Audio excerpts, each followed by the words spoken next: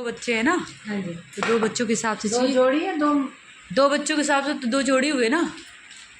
एक दो तो इनके साथ आते हैं। अच्छा, और दो बच्चे हैं तो फिर 4 हो जाएंगे, 6 जोड़ हो जाएंगे। हाँ जी, ठीक है, बस यही चाहिए। क्या चाहिए आपको? मोती मोती। हाँ जी। कितने? एक के हिसाब से। हाँ, वेट करके 970 रुपये में 4। हाँ जी, 70। मेरा भी करके बताते हैं। हेलो गाइस, ऋषवाय नमस्तुभ्यम, वेलकम टू माय ब्लॉग। मैं अमरजीता, आपका मेरे डेली ब्लॉग में स्वागत है। फ्रेंड्स, आज अगली अष्टमी का फास्ट है, मैंने भी रखा हुआ है। और सेम ये करवा चौथ जैसा ही होता है। इसमें बस तारों को अर्घ दिया जाता है, तारों का पूजन होता है और उसके बाद बच्चों के ही हाथों से पानी पिया जाता है। और अभी मैं खाने जा रही हूँ सरगी, क्योंकि कुछ भी मीठा खा सकते हैं तो मैं सरगी खाऊंगी। और मुझे कुछ समझ में नहीं आ रहा है, बस नमकीन नहीं खाते, खाना वगैरह नहीं खाते। तो इधर में ये तो गाइज, अब मैं अपनी पूजा शुरू करने जा रही हूँ। और ये सारी चीज़ें जो हैं मैंने तैयार करके रख ली है। जो जो मुझे पूजा में चाहिए वो सब मैंने यहाँ पे रख लिया है, ताकि मुझे पूजा करने में आसानी हो। यहाँ पर मैंने अपनी अहोई अष्टमी की पूजा प्रारंभ कर दी है। सबसे पहले मैंने गंगा जल से पूरे घर को शुद्ध किया। उसके बाद जहाँ मुझे माता की चौकी रखनी थी वहाँ हल्दी से लेपन किया। फिर मैंने चौक पुआरा, चौक में मैंने अष्टदल कमल बनाया। अष्टदल कमल के ऊपर ही मैंने माता की चौकी रखी और साथ में हल्दी कुमकुम अष्टदल के ऊपर घेरा। हल्दी का इस पूजा में बहुत महत्व होता है। साथ ही दो घड़े रखने का, एक में अनाज और दूसरे में जल और मीठे पुए। कोई गुलगुले बनाता है, कोई मीठे पुए बनाता है और कोई ठिकुए बनाता है, कोई सीरा बनाता है। हमारे में बनते हैं बबरू, जिसे ठकुए बोलते हैं, जो छठ पूजा में यूज़ किया जाता है।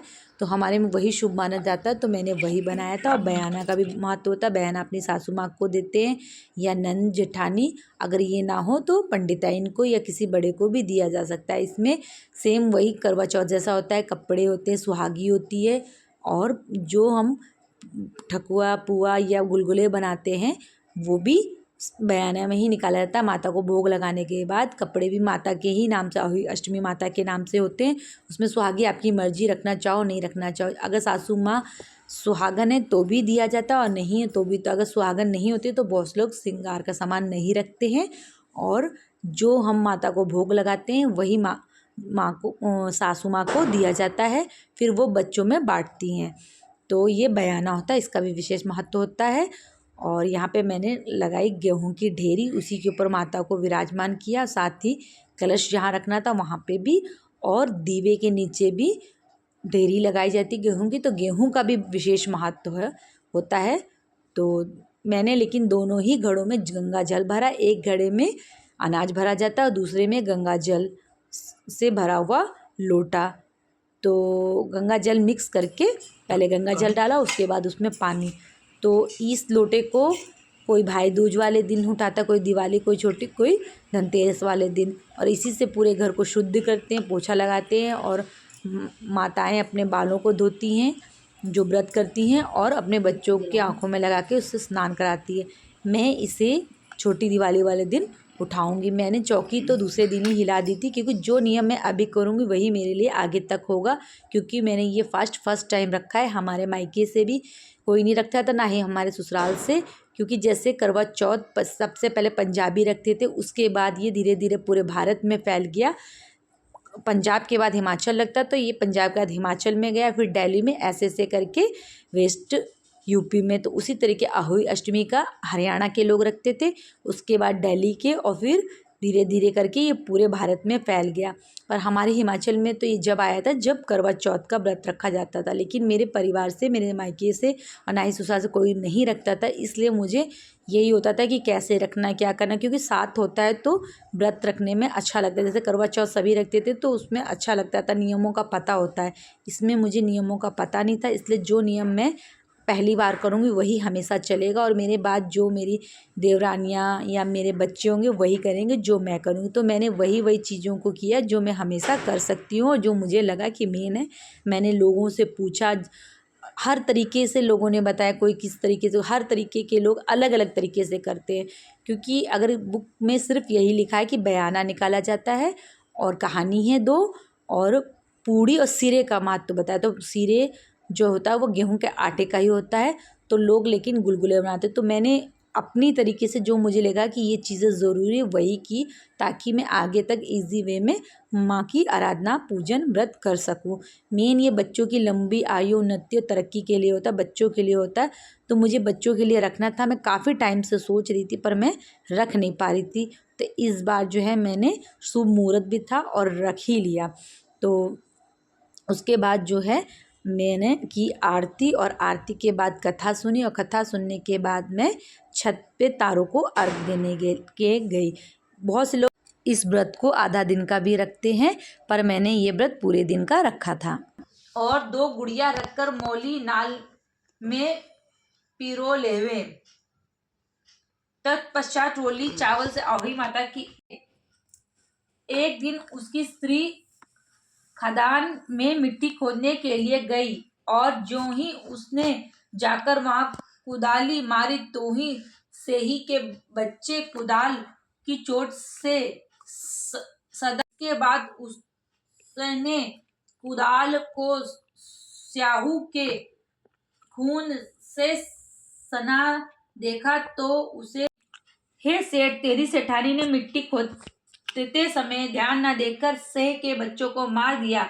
इसके कारण तुम्हें बच्चों का दुख देखना पड़ा। यदि अब पुनः घर जाकर तुम मन लगाकर गौ की सेवा, अपनी कोख बंधवा ली। इसके बाद जब उससे जो लड़का होता वो 7 दिन बाद मर जाता है। एक दिन उसने पंडित को बुलाकर पूछा, मेरी संतान 7वें दिन क्यों मर जाती है? तब पंडित ने कहा कि तुम सुरही गया की पूजा करो। सुरही कर प्राणियों पर दया रखते हुए स्वप्न में भी किसी को कष्ट नहीं दोगे।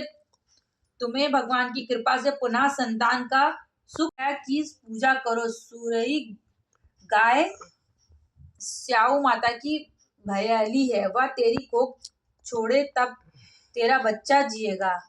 इसके बाद से वह बहू प्रातः काल उठकर चुपचाप सुरही गाय के नीचे सफाई आदि कर जाती।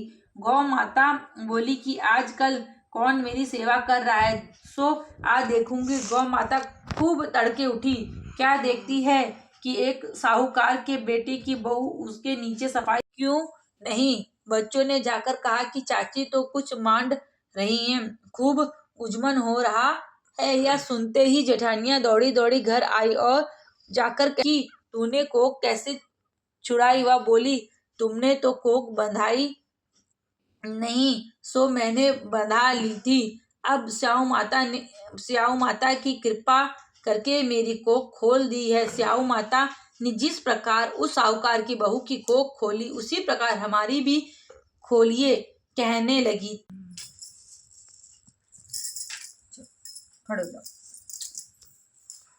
जय गणेश जय गणेश जय गणेश देवा माता।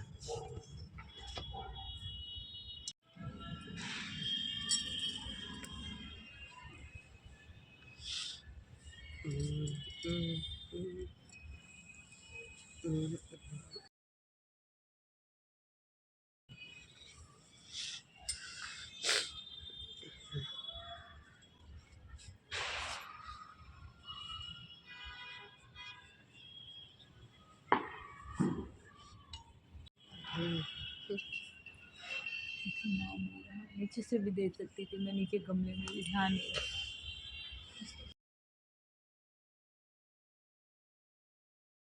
तारा सितारा।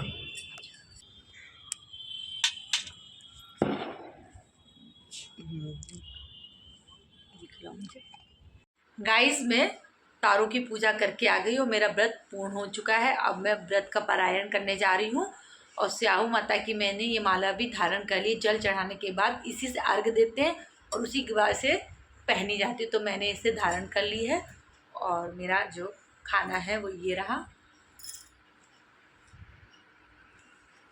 पूड़ी आलू की सब्जी। इसमें लहसुन प्याज का ही विचार किया जाता है, बाकी खाने में आप अन्न खा सकते हो, बस लहसुन प्याज नहीं खाते। तो मैंने यहाँ पे आटे की ही पूड़ी बनाई है और सूखे आलू की सब्जी। अब मैं आज का ब्लॉग यहीं एंड करूँगी। तो जो लोग मेरे चैनल में न्यू जुड़े हैं जाते हुए मेरे चैनल को सब्सक्राइब कर ले, लाइक करें और शेयर करें। और अगर आपको जरी सी भी मेरी वीडियो इंटरेस्टिंग लगी होगी तो कमेंट ज़रूर करें। मिलूंगी जल्दी में, तब तक के लिए आप सभी को मेरा bye bye, Radhe Radhe, take care all of you.